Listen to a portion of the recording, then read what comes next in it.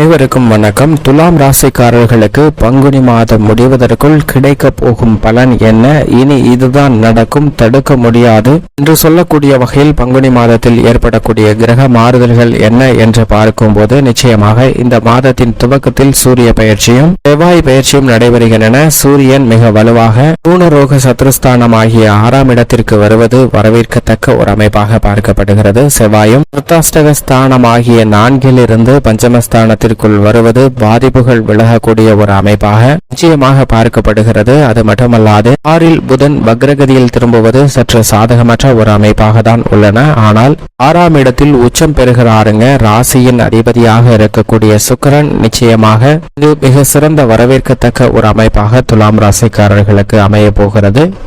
பங்குனி மாதத்தில் கிரகநிலைகளின் அமைப்பை ஆராய்ந்து பார்க்கும் போது இனி இதுதான் நடக்கும், தடுக்க முடியாது என்று சொல்லக்கூடிய வகையில் பல்வேறு பலன்களை கிடைக்கக்கூடிய அமைப்பை சாதகமாகவும் சில சமயம் துரதிருஷ்டவசமாக சாதகமற்ற ஒரு சூழ்நிலையாகவும் அமைந்துள்ளன என்பதை தெளிவாக உறுதிப்படுத்துகின்றன. ஏனென்றால் இந்த தருணத்தில் மிகவும் வலிமை வாய்ந்த முழு சுபகிரகமான குரு தனது நட்பு கிரகமாக இருக்கக்கூடிய செவ்வாயின் ஆட்சி வீட்டில் அமர்ந்திருக்கிறார். இந்த மாதத்திற்கு பிறகு மேசராசியிலிருந்து ரிஷபராசிக்குள் நுழைய போகிறார். ஆனால் இந்த மாதம் முழுவதுமே மிகவும் வலுவாக தனது நட்பு கிரகமான செவ்வாயின் ஆட்சி வீடான மேசராசியில் வலுவாக சஞ்சரிக்கக்கூடிய குருவின் அமைப்பு காரணமாக நல்ல பலன்கள் நிறைந்து கிடைப்பதற்கான வாய்ப்பு நிச்சயமாக உருவாகிறது. ஏனென்றால் அவர் முழு சுபகிரகமாக இருக்கிறார். அவருடைய சஞ்சார காலகட்டத்தை நிறைவு செய்து வீரியம் பெறக்கூடிய இந்த தருணம் என்பது குடும்ப ரீதியாக எதிர்பார்க்கக்கூடிய பல மாற்றங்களை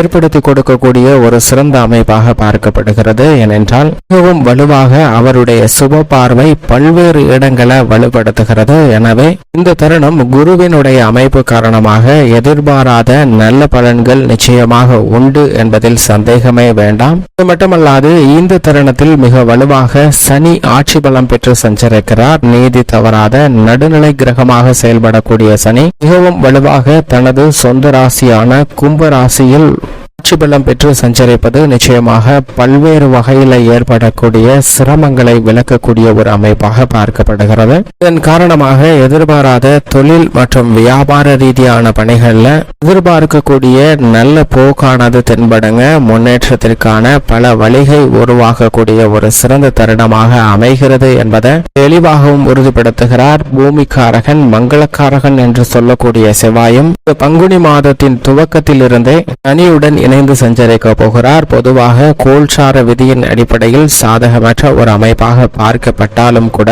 இந்த இணைவின் காரணமாக எதிர்பாராத சில நல்ல விளைவுகளும் நிச்சயமாக உண்டு என்பதை மங்களக்காரகனான செவ்வாய் உறுதிப்படுத்துகிறார். ஏனென்றால் மாதத்தின் முற்பகுதியில சுக்கிரனோடு இணைந்து சஞ்சரிக்க போகிறார். பிற்பகுதியில் சனி மற்றும் செவ்வாயின் கூட்டணியானது ஏற்படுகிறது. ஆனால் முற்பகுதியில நல்ல முன்னேற்ற வாய்ப்புகள் சுக்கிரமங்கல யோகம் உட்பட பல்வேறு விதமான நன்மைகள் நிறைந்து கிடைப்பதற்கான வாய்ப்பு உண்டு.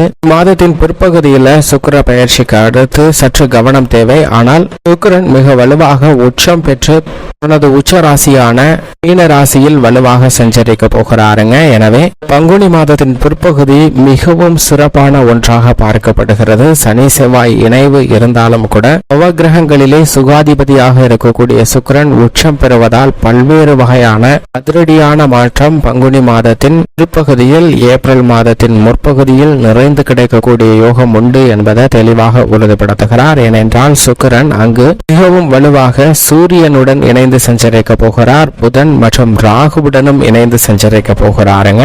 4 கிரக நிலைகள் குருவின் ஆட்சி வீடான மீன ராசியில் அமரக்கூடிய இந்த பங்குனி மாதம் பல்வேறு வகையான நன்மைகளை ஏற்படுத்தி கொடுக்கக்கூடிய ஒரு மாதமாக அமைய போகிறது. புதன் நீச்சம் பெற்று இருந்தாலும் கூட இந்த மாதத்தின் பிற்பகுதியில் அவர் மேலும் வலுவிழந்து வக்ரகதியில் திரும்புகிறார். இதனால் சில விஷயங்கள்ல உணர்ச்சி வசப்படுவதற்கான ஒரு சூழ்நிலை உருவாகலாம். புதனின் அமைப்பை பொறுத்த வரைக்கும் சற்று சாதகமற்ற ஒரு அமைப்பாக தான் பங்குனி மாதம் முழுவதுமே இருக்கிறது. இருந்தாலும் மற்ற கிரகநிலைகள் வலுவாக சஞ்சரிப்பதால் பல சிரமங்கள் தடைகள் விலகி நல்ல முன்னேற்றம் நிச்சயமாக உண்டு. ஏனென்றால் சூரியன் சுக்கிரன் புதன் ராகு போன்ற கிரகநிலைகள் ஒரே இடத்தில் அமர்ந்திருப்பதால் வேறு வகையான தோஷங்கள் நீங்கி நன்மை நிறைந்து கிடைப்பதற்கான வாய்ப்பு நிச்சயமாக உண்டு.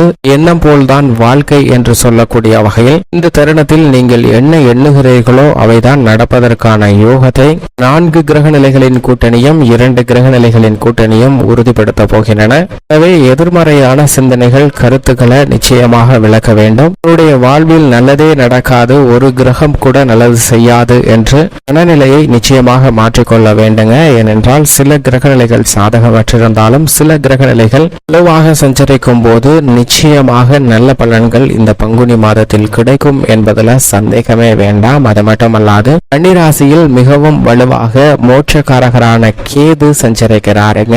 கேது நம்மளுடைய எண்ண ஓட்டங்களை கட்டுப்படுத்தக்கூடியவராகவும் சுப நிகழ்ச்சிக்கு வித்திடக்கூடியவராகவும் பார்க்கப்படுகிறார். அப்படிப்பட்டவர் வலுவாக தனது சமகிரகமாக இருக்கக்கூடிய புதனின் ஆட்சி வீடு உச்ச வீடாக இருக்கக்கூடிய கன்னிராசியில் சஞ்சரிப்பதால் நிச்சயமாக பல்வேறு வகையில மனதில் தோன்றக்கூடிய எண்ணங்களை கட்டுப்படுத்துவதற்கான வாய்ப்பு நிச்சயமாக கிடைக்க இருக்கிறது. எனவே எதிர்காலத்தை பற்றிய அச்சம் நீங்கக்கூடிய வகையில் கேதுவின் அமைப்பு காரணமாக அதிரடியான மாற்றங்களை சந்திப்பதற்கான யோகம் உண்டு.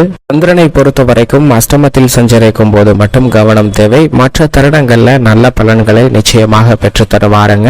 இப்படி நவ கிரகங்களின் அமைப்பும் இந்த பங்குனி மாதத்தில் அமைந்திருக்க மிக சிறப்பாக ஏற்படக்கூடிய பயிற்சியாக பார்க்கப்படுவது செவ்வாய் பயிற்சி, சுக்கிர பயிற்சி, சூரிய பயிற்சி என அனைத்துமே மிகப்பெரிய அளவுல மாற்றத்தையும் அதே சமயம் புதன் வக்ரகதியில் திரும்புதல் உள்ளிட்ட சில சாதகமற்ற சூழ்நிலையும் நடைபெறுகிறது. இப்படி கிரகநிலைகளின் அமைப்பு இருந்தாலும் குடும்பம், உத்தியோகம், தொழில் என அனைத்திலும் ஏற்பட்ட மாறுதல்கள் கிடைக்கின்றன என்று பார்க்கும்போது துலாம் ராசிக்காரர்களை பொறுத்தவரைக்கும் முழு சுபகிரகமாக இருக்கக்கூடிய குரு மிகவும் வலுவாக சஞ்சரிக்கக்கூடிய இந்த வேளையில் சப்தமஸ்தானத்தில் எதிர்பார்ப்புகளை பூர்த்தி செய்யக்கூடிய 7ஆம் இடத்தில் வலுவாக சஞ்சரிக்கிறாருங்க.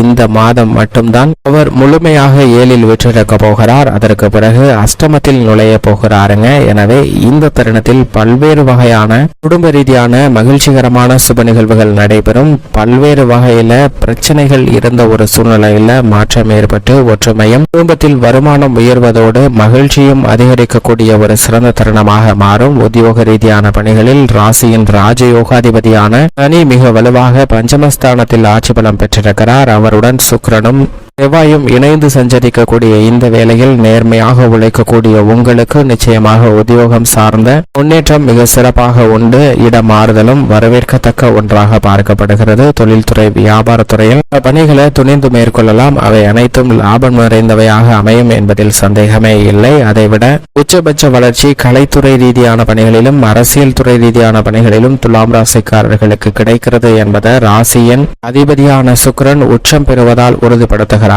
மாதத்தின் துவக்கத்தில் 5இலும் பிற்பகுதியில் 6ற்கு சென்றாலும் உச்சம் பெற்றிருப்பது அமோகமான வளர்ச்சியும் முன்னேற்றத்தையும் ஏற்படுத்தி கொடுக்கக்கூடிய ஒரு சிறந்த அமைப்பாக பார்க்கப்படுகிறது. எனவே இந்த தருணத்தில் கலைத்துறையில் மிக அபரிவிதமான வாய்ப்புகள் நிரம்பி கிடைக்கும். அரசியல் சார்ந்த பணிகளில் நிம்மதி பிறக்கக்கூடிய வகையில் பல பணிகளை திருப்திகரமாக செய்து முடிக்கலாம். மாணவர்களின் கல்வியில் முன்னேற்றமும் விவசாயம் சார்ந்த பணிகளில் மிக சிறந்த வளர்ச்சியும் முன்னேற்றமும் நிறைந்து கிடைக்கக்கூடிய இனிமையான தருணமாக பார்க்கப்படுகிறது. மாணவர்களின் எதிர்கால கனவு நினைவாகதற்கான யோகம் உண்டு. பெண்மணிகளை பொறுத்தவரைக்கும் குரு மற்றும் சுக்கிரன் ஆகிய 2 கிரக நிலைகளும் வலுவான ஒரு உச்ச அமைப்பில் சஞ்சரிப்பது நிச்சயமாக பெண்மணிகளுடைய கவலைகள் அனைத்தும் நீங்கும். மனதில் மகிழ்ச்சி பிறக்கக்கூடிய வகையில் பல நிகழ்வுகள் சிறப்பாக அமைய போகின்றன. திட்டமிட்டதை விட இந்த பங்குனி மாதத்தில் பல முன்னேற்ற வாய்ப்புகள் பெண்மணிகளுக்கு அதிரடியாக கிடைக்கும் என்பதில் சந்தேகமே இல்லை. மகிழ்ச்சி நிறைந்த ஒரு மாதமாக பங்குனி மாதம் நிச்சயமாக அமையும். மேலும் சாதகமாக மாற்றிக்கொள்ள நிச்சயமாக துலாம் ராசிக்காரர்கள் மற்றவர்களுடைய பசியை தீர்ப்பதற்காக அன்னதான உதவி செய்யுங்கள். நிச்சயமாக உங்களுடைய வாழ்வில் ஏற்படக்கூடிய பல சிரமங்கள் விலகி